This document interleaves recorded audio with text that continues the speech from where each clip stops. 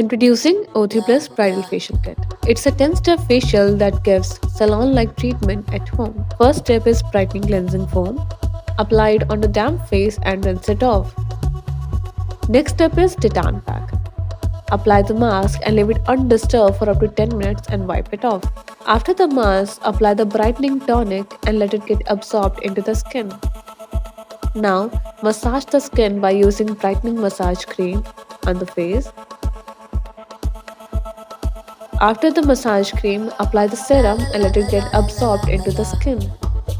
Now, mix the facial powder mask gel 2030 with the powder mask 2030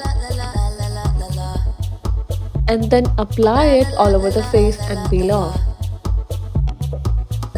Now, apply the arbutin serum and let it work its magic.